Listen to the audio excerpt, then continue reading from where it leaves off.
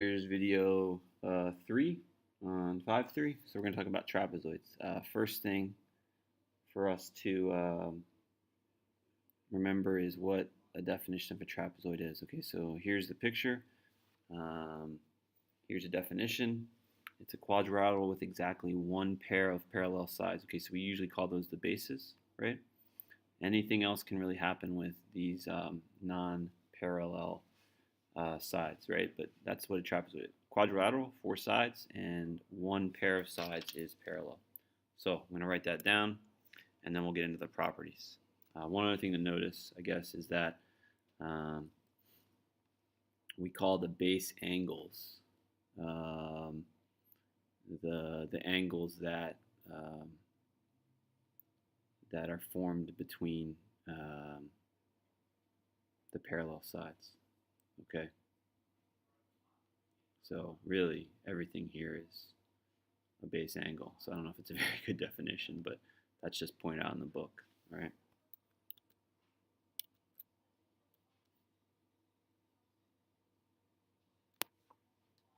Okay, so I'm going to move up now and do some trapezoid stuff. Definition of a trap. Definition of trapezoid.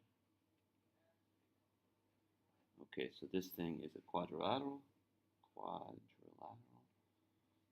with one pair of parallel sides. And those are called traditionally the bases. Alright, sketch something out here. Good, you can still see, so let's make it like, let's make it like that. Okay, so those two sides are parallel, that's trapezoid. I think I'm gonna, just to clean this up a little bit, put a little red, so that's trapezoid. Up here, we had kite. Alright. So, can you use the properties of trapezoids now? Let's go back to the text.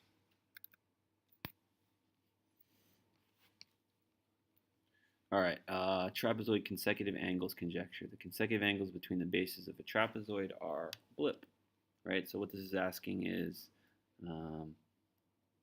there a relationship between these angles, right? Or, my picture, these angles.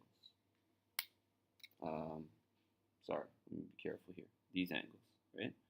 Those are consecutive, they're between bases. Same thing here, all right? And what maybe you notice is that they're going to be supplementary. They're going to add to 180, right? This and this. What we could do here is put in extension of a line, and then we could say that this and this, these are alternate interior angles. This and this have to add to 180, so do this. So these, same thing here. Okay, so the way we prove this is actually by extending these lines. Maybe we could extend this transversal and getting it via angle relationships. Okay, so T, C, A, C. Consecutive angles between the bases of a trapezoid are supplementary. All right, let's write that up. Properties.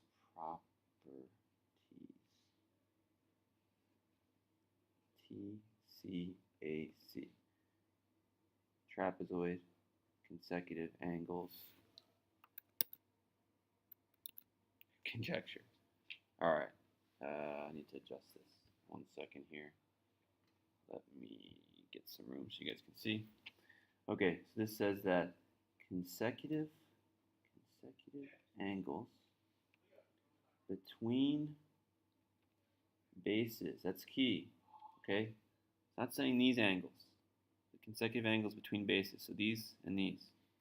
Consecutive angles between bases of a trapezoid are congruent.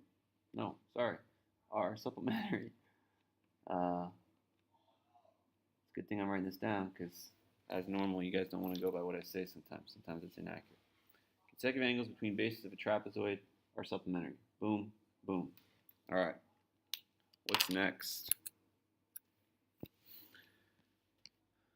isosceles trapezoid conjecture. The base angles of an isosceles trapezoid are, okay, these are going to be congruent. Here's the picture, right? So now if we add this element that these two non-base sides are congruent, let's see, what do we have? Well, we've got essentially two congruent triangles. There's one there, and where's the other one? The other one is here. Okay.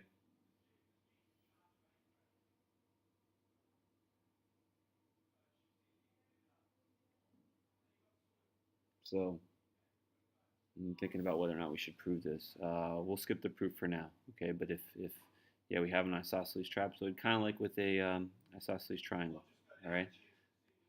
Maybe that's a way that you can think about it. If you extend these sides up, you still got an isosceles triangle. So these big angles right here, those angles are congruent, okay? And then also, these angles are congruent. So both pairs of base angles are congruent. All right, let's write that up, the ITC. ITC. Base angles, I'm going to say both pairs in an isosceles trapezoid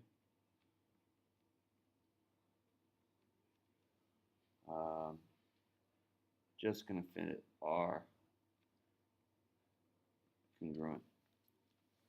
Okay, so got to have an isosceles trapezoid, but if we do, we know that both pairs of base angles are congruent.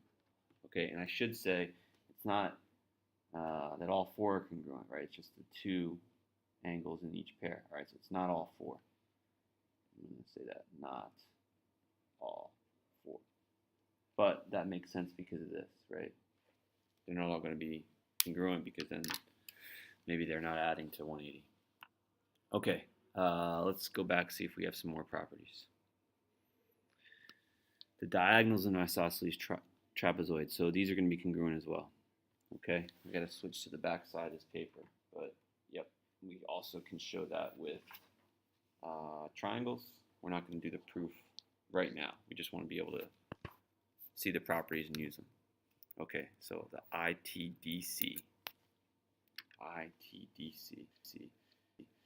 Too much. All right, so the ITDC. Guess it's better than CPCTC. Isosceles trapezoid diagonals conjecture. So the two diagonals in an isosceles trapezoid are congruent. Okay? Maybe it's nice to think about the why. You guys have some time, you can explore the why. We're not going to do it right now, but that is a valid conjecture. Hope you can read my writing. The two diagonals in an isosceles trapezoid are congruent. Okay, so that's it, right? The homework is, let me see if I can call this up. Homework is 1 to 8, 10 to 14, and 19. 1 to 8. Okay, so you might have to have some use of the properties, right? Finding perimeter. Okay, so this is a kite. Remember these two sides are the same. This is going to be 12, this is 20. We can add that perimeter.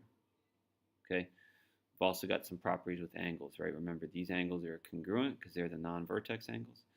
These angles have to add along with these to make 360. So we should have enough to find x after we find that y is 146. Right? Here, these trapezoid angles, right? Trapezoid, it's actually an isosceles trapezoid, so this is even nicer. But these guys, these have to add to 180. And these guys, because they're base angles, you have to be congruent. So we know this is 128. This one we can figure out by subtracting 128 from 180. Okay? So a lot of these, you're just using those properties. 9 you don't have to do. 10 to 14 you have. Okay? These have you do some sketching. You got a proof here.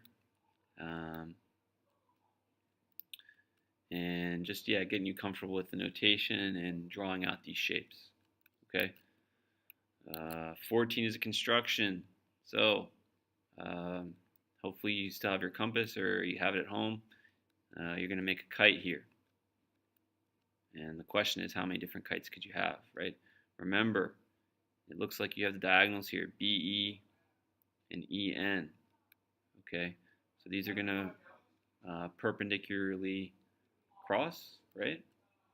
And then, no, I'm sorry, BN, my bad. BN is the diagonal. And you just have the two sides. Okay, so this is going to connect, this diagonal BN. One side's going to be from there, right, BE. So maybe you swing that BE from this point. EN, you swing from this point, you see where they meet, right? Can you have more than one different kite? And then you have 19. Let's see, what's 19? 19. Oh, review. Okay. Don't have to trace the figure, but solve for all these letter angle measures, and then explain specifically why E and G, why the values that you got are what they are. Okay, so it's a lot of stuff, but it's good stuff to think about. So I'm going to cut this video, and that'll be it for 5-3. Enjoy working on this, guys.